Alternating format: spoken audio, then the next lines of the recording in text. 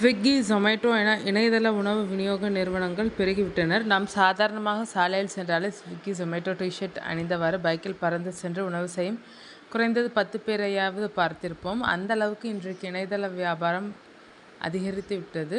அதில் ஈடுபடும் இளைஞர்களின் எண்ணிக்கையும் அதிகரித்து விட்டது. இணையதளத்தில் பொருட்களை ஆர்டர் செய்வதால் சம்பந்தப்பட்ட கடை உரிமையாளர்களுக்கு கழிவுகள் போக மிகவும் குறைந்த தொகையே கிடைப்பதாக குற்றச்சாட்டு எழும்பி வருகிறது. இதை கண்டித்து நாமக்கலில் ஹோட்டல் உரிமையாளர்கள் போராட்டம் நடத்த முடிவு செய்திருக்கின்றனர்.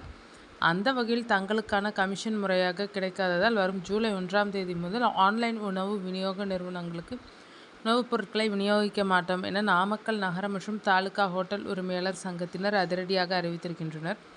இந்த சங்கத்தின் தலைவர் ராம்குமார் தலைமையில் சமீபத்தில் நாமக்கலில் ஆலோசனை கூட்டம் நடைபெற்றது. இதில் ஸ்விக்கி, ஜொமேட்டோ நிறுவனங்கள் தங்களது கோரிக்கைக்கு உடன்படாவிட்டால் உணவு விநியோகம் செய்யப்பட மாட்டாது என தீர்மானம் நிறைவேற்றப்பட்டது. இதுகுறித்து சங்க தலைவர் ராம்குமார் கூறியதாவது: சமீப நாட்களாக இணையதள நிறுவனங்கள் எங்களுக்கு போதிய தொகையை தருவதில்லை. விளம்பர செலவு, டெலிவரி சார்ஜ் என பல்வேறு வழிகளில் எங்களுக்கான கட்டணத்தை குறைக்கின்றனர். மேலும் ஒவ்வொரு கடைக்கும் ஒவ்வொரு மாதிரி கமிஷன் வழங்குகின்றனர். இது எங்களுக்கு மிகவும் நஷ்டத்தை ஏற்படுத்துகிறது. ரூபாய் 10,000 ரூபாய் 6,000 கழிக்கின்றனர். இன்னும் சொல்லப்போனால் 10,000 ரூபாய்க்கு உணவு விநியோகம் செய்தால் அதில் 6,000 ரூபாயை கழித்துக் கொள்கின்றனர். அதற்கான காரணத்தையும் சொல்வதில்லை. இதனால் ஹோட்டல் உரிமையாளர்களுக்கு மிகப்பெரிய அளவில் பண நெருக்கடி ஏற்பட்டிருக்கிறது. ஆகையால் எங்களது பிரச்சனைகளுக்கு இணையதள உணவு விநியோக நிறுவனங்கள் முன்வர வேண்டும்.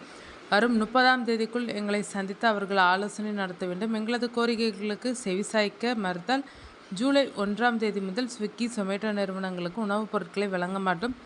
இந்த முடிவில் நாங்கள் மிகவும் தெளிவாக இருக்கிறோம், பின்வாங்கப் போவதில்லை என்று தெரிவித்தார். நாமக்கலில் பலரும் இணையதள உணவு விநியோகத்தை நம்பி பிழைப்பு நடத்தி வருவதால் ஹோட்டல் உரிமையாளர்களின் இந்த அறிவிப்பு ஸ்விக்கி, ஜொமேட்டோ ஓட்டுபவர்களுக்கு அதிர்ச்சியை ஏற்படுத்தியிருக்கிறது. இதனால் வாடிக்கையாளர்களுக்கும் பாதிக்கப்படும் அபாயம் ஏற்பட்டிருக்கிறது.